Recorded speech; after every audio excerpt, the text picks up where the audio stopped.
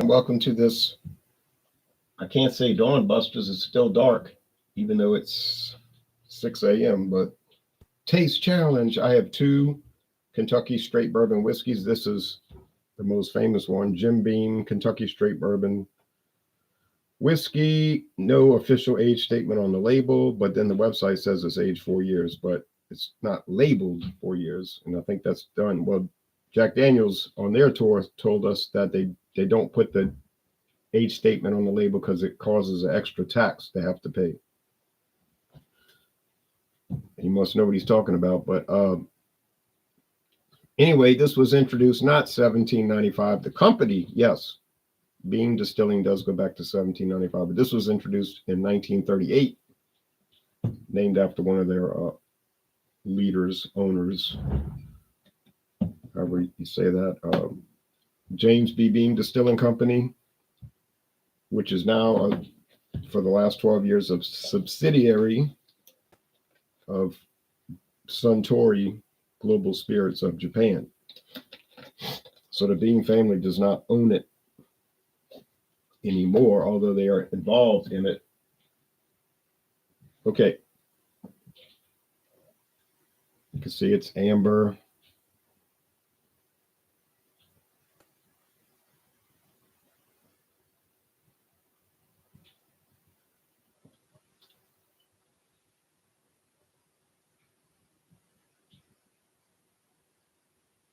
Not trying to focus right now. Now here's Colonel E.H. Taylor, introduced in 2011 as a line extension of Old Taylor, which is a brand that goes back to 1887. Colonel E.H. Taylor, not a real military colonel, just an honorary title that they give out in certain places like Kentucky, Louisiana, other states, I'm sure. He was a pioneer in whiskey production. He named the brand Old Taylor. It's got a real cork too.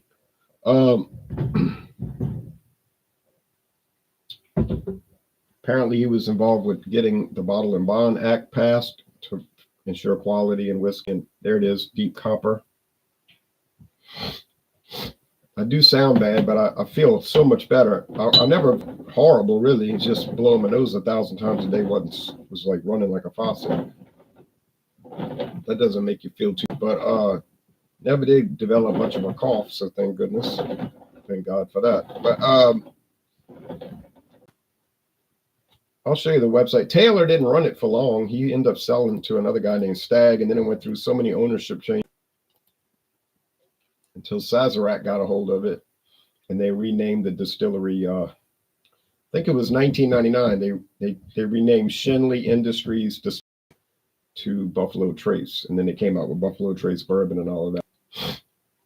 There's Jim Beam. They're going back to the white cap. My bottle is the older black cap. Now I got that bottle on discount, this half-size bottle for $4.99, so I bought two of them. Two halves make a whole, so $9.98 for a full amount. That's a deal.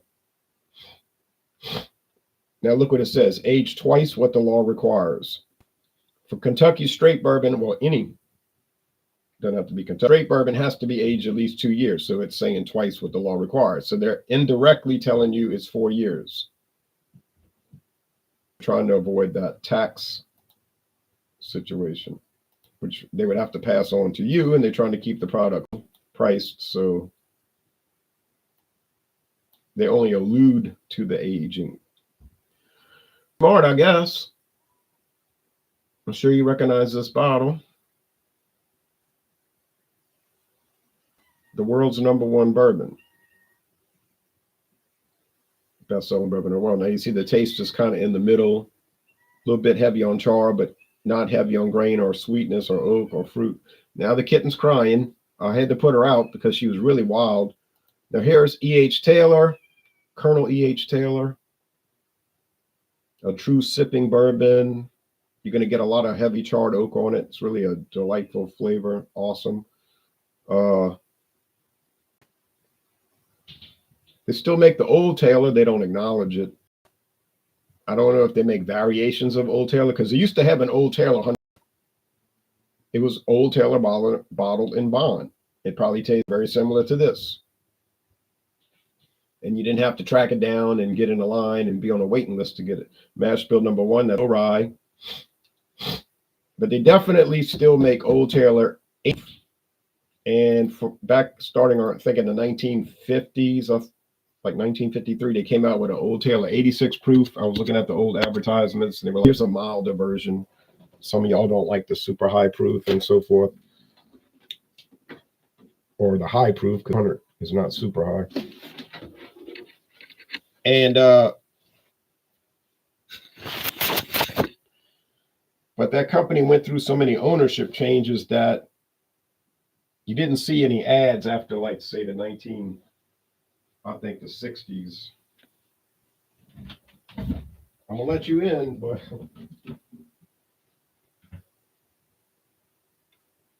here, play your toy. Somebody gave me another cat toy. She likes it, but not enough to. Not really enough to keep herself occupied for long. Here, come here.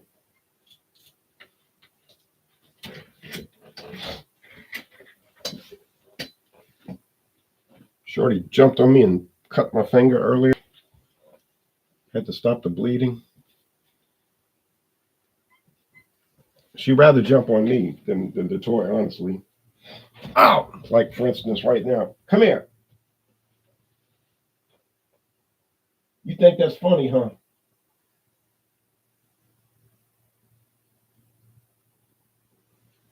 She does. That's the goal. To run over here, claw me, and run over there like, oh, what did I do? You want to get put out the room again? You can cry by the door.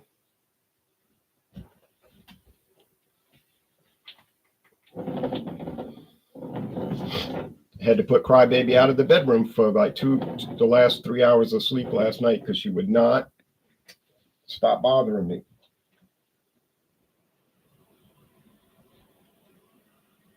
Last chance. Last chance. Why are you not playing with your cardboard box?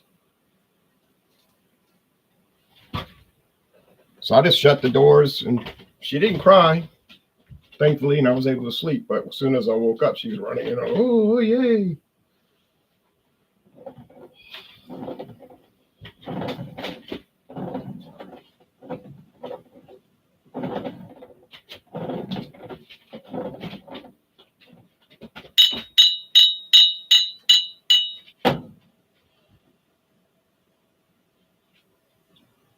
Smell like regular old bourbon. If you smell bourbon, you know what I'm talking about, the sweet corn and the vanilla, that kind of thing.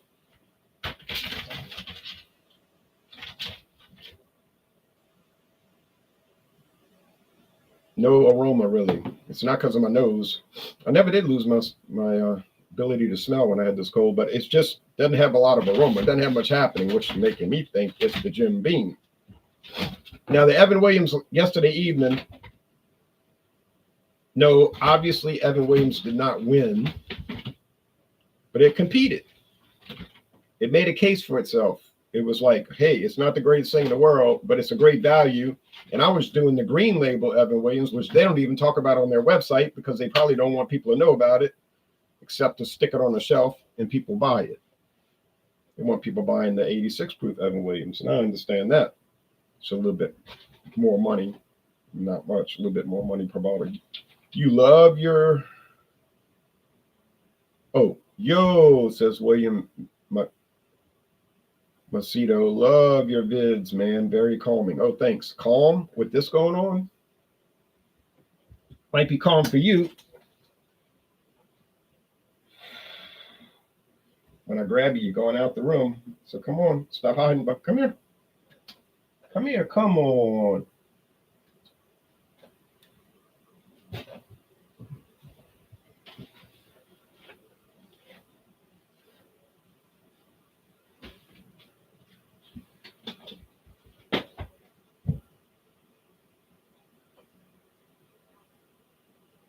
see, let's put it up here. There you go.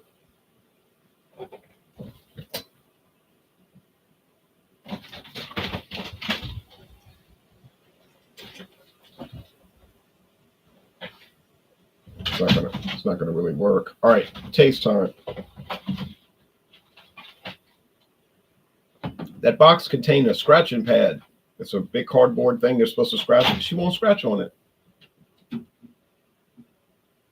She plays with it.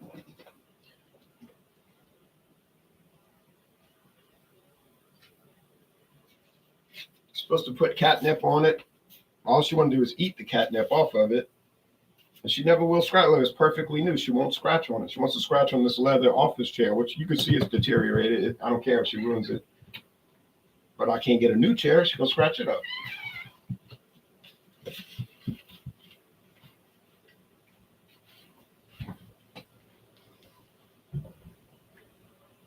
All right.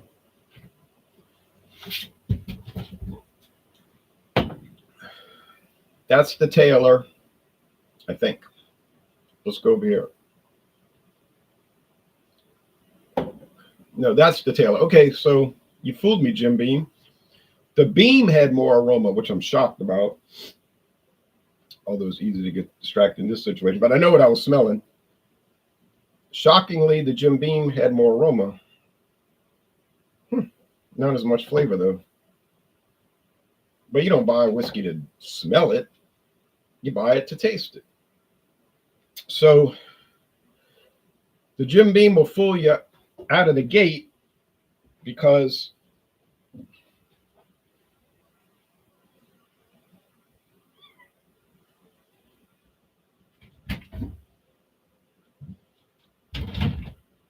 it's got more aroma, but then in the flavor category, it can't compete. So really wild.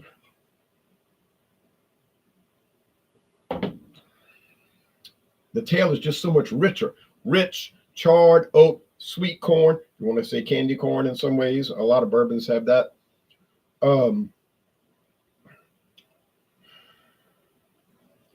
don't know if they're using a number 4 char. That's like the really deep char. But they're using a strong char. They the body's still medium, not heavy bodied. Finishes dry. The bean finishes dry.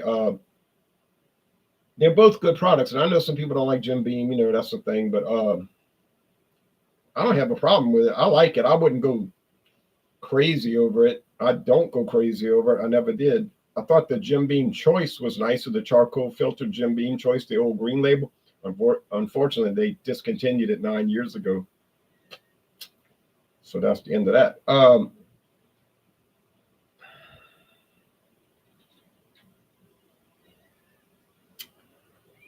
But the Old Tail is really fantastic.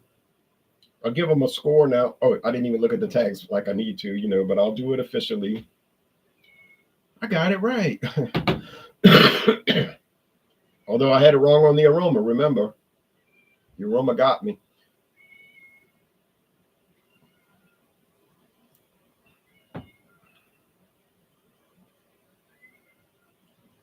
Right now, I'm going to say like a 90 out of 100, A minus.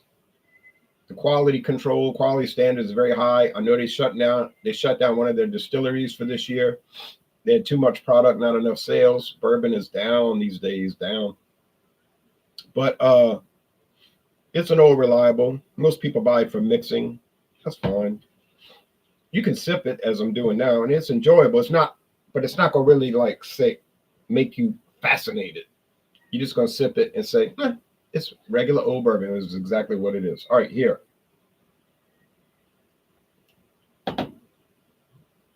See, this one is more fascinating.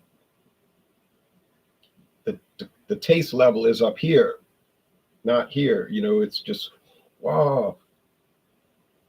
I can see why people are trying to track it down, paying way too much for it and so forth.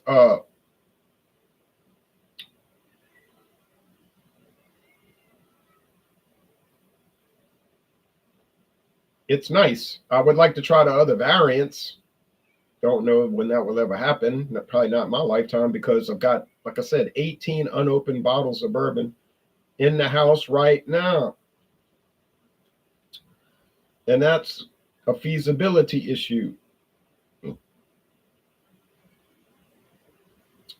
I'm seeing more Old Fitzgerald, though. I noticed Star started selling it. And then I think Ricky started selling it. And Mathern started selling Old Fitzgerald. I'm not talking about the 10-year age, the really fancy one. I'm just talking about regular Old Fitzgerald, which has been around for so many years. I've got that unopened bottle. My bottle looks different from the ones I see on the shelves at the stores. It's a different bottle. It's like a more old-fashioned bottle design. But anyway, Taylor, great product. Loved it. I give it like an 80, a 97 out of 100. Most excellent, approaching outstanding. That char lingers. It lingers.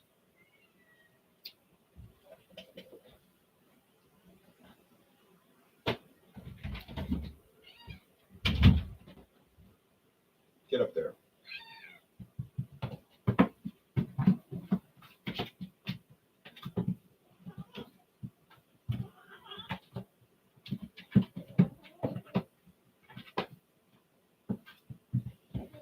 That's her stalking game. She got nothing else to stalk, so I'm the target.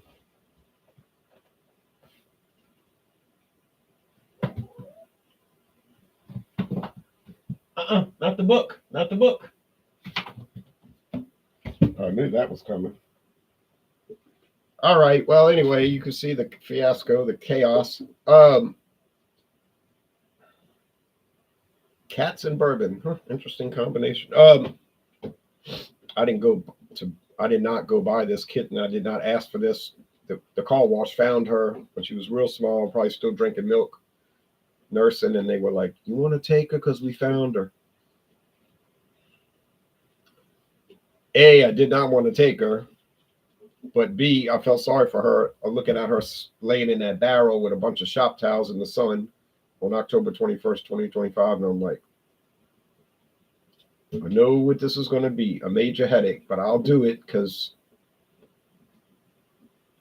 but you're getting fixed.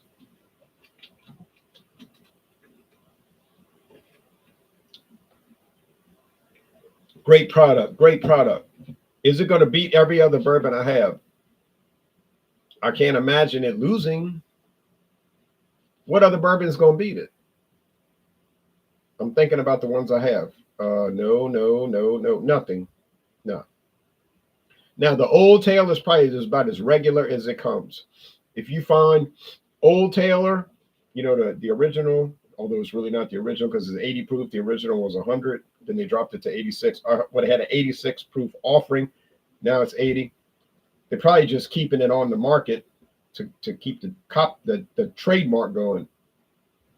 But Specs got it in Texas. They got it on the shelf. They might only send it to Texas, maybe Kentucky and Texas. I don't know. But a lot of these things, they just keep producing it to keep the trademark under their control.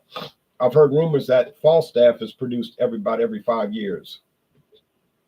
That Pabst, who bought Falstaff, that they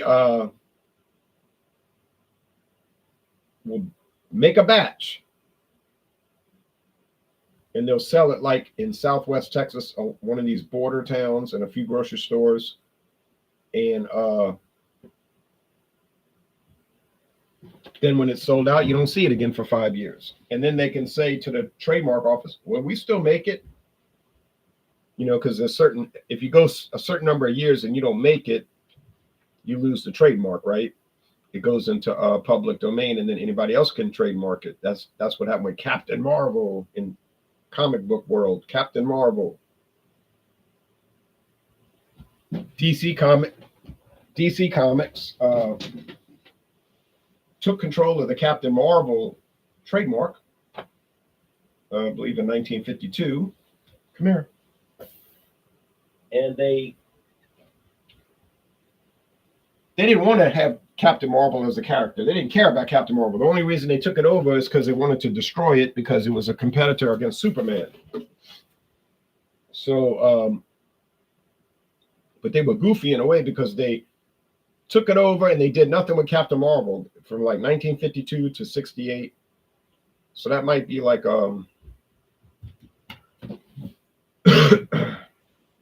I mean, I don't know how many years something has to go to lose a trademark. It might be 16 years or something, but whatever. Marvel Comics was watching that. And they were like, are they that stupid? They're going to let this trademark expire? And they watching it, you know, because DC and Marvel, great rivals, right? So Marvel Comics was like, they're that stupid. So they were watching. As soon as the deadline passed, bam, applied for the trademark. Captain Marvel got approved. Next thing you know, a new comic book on the market, 1968, Captain Marvel. And DC Comics was like, Fred Sanford, you know, heart attack. What happened? What just happened? They go through their files, call the lawyers. The lawyers are like, did you produce any Captain Marvel content for the last so many years? Well, no. Okay, well, you're screwed because they got control. And Marvel never wanted it. They didn't care about it. They just did it to get a DC like, haha. So they made a comic book series called Captain Marvel with all this weird cosmic esoteric space stories, which most people didn't like and didn't really sell that well. I had read a few comic books. I read a few issues of it. And I'm like, I don't understand metaphysical comic book content, you know. But I have a few. The only reason I bought those because the Hulk, Incredible Hulk was in it. And I was trying to get every comic book with the Hulk in it. I had X-Men number 66 and I accidentally traded it. I accidentally traded it because I was trading X-Men for Fantastic Four, but I had forgotten that it was in there. And I was like, I already traded it. Too late now. And that's the one I'm missing. But anyway, that's the whole story about the trademark. If you don't make it, then you can't keep it. It's not perpetual. It doesn't last forever. And so what I'm saying is I think they keep Old Taylor on the market, probably very limited sales, just to maintain the trademark control. But the E.H. Taylor is the famous one right now. That's the whole point I'm trying to make. Now, if I see Old Taylor, I'm probably going to buy it because just to have it, you know, like I found that Tom Moore. Tom Moore is a very old brand of bourbon that nobody cares about and nobody buys. And I checked the trademark office, U.S. trademark office data, and that trademark was not made up. It says approved 1870. So that whiskey was put on the market in 1870, and they still make it. And I found it.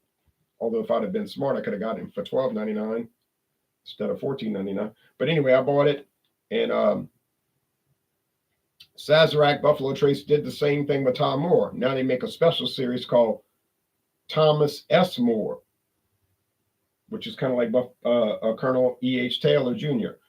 It's like real expensive, like super deluxe bourbon. Tom S. Moore. I saw that at Total Wine and More, and I was like, oh. But I think Total Wine has a regular Tom Moore. Is Tom Moore any good? It's probably good, but it's probably about as regular as it gets. Probably about the most regular. Well, probably like Jim Beam, you know, just regular. But oh yeah, I can't show the bottle because she knocked it off the thing.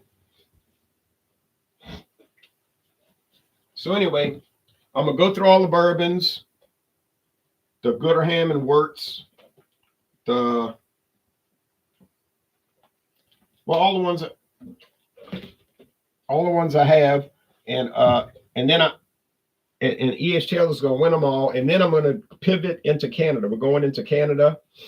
I've got a new Canadian whiskey that came out last year. It's called Master Distillers. I think it's made for Walmart, but apparently some other liquor stores sell it too. But I think it's mainly made by Sazerac for Walmart. And boy, I couldn't believe it. I was amazed. Like I was saying, this is one of the best Canadian whiskeys I ever tried. And it was $14.96. I think I know what they did.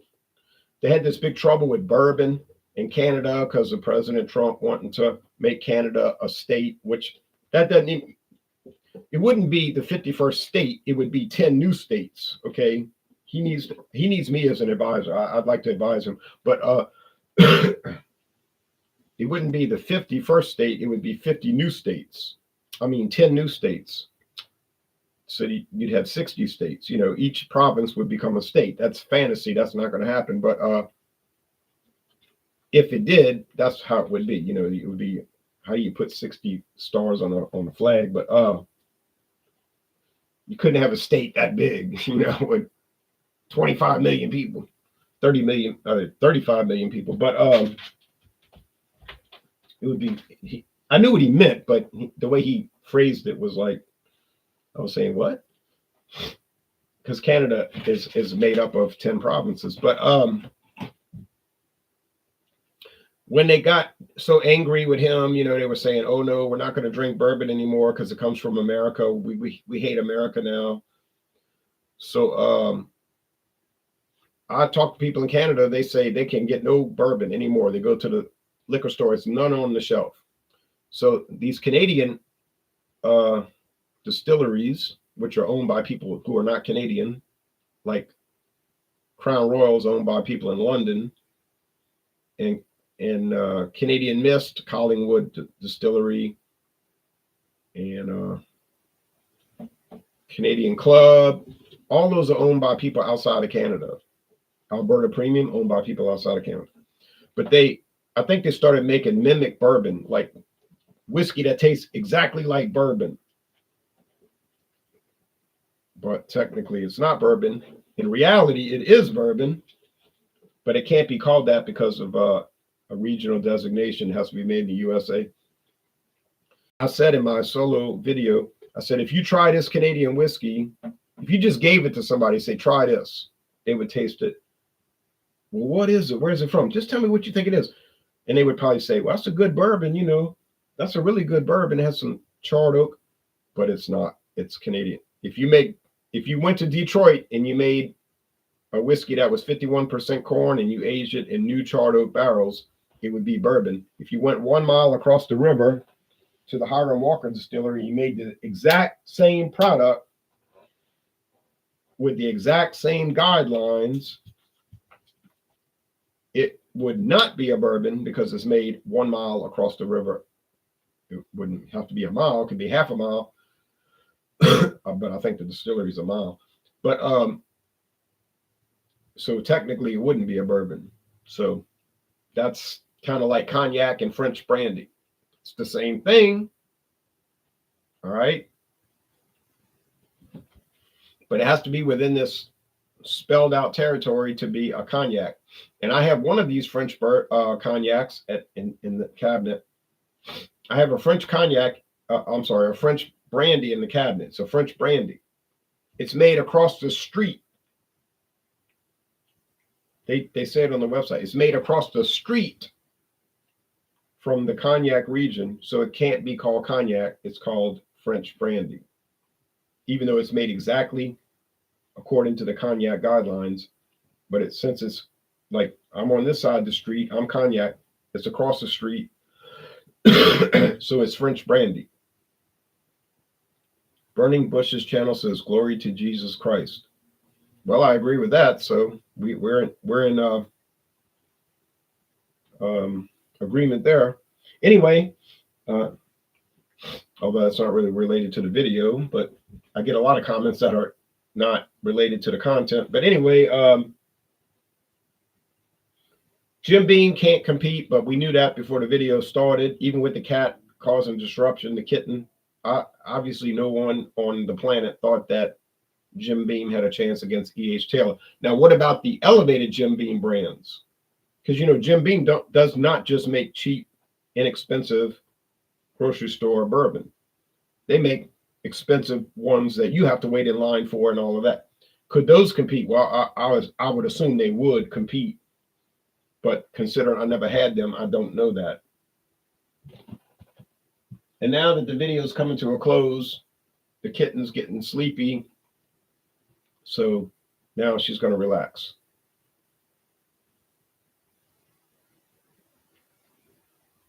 And like Alanis Morissette would say, isn't it ironic?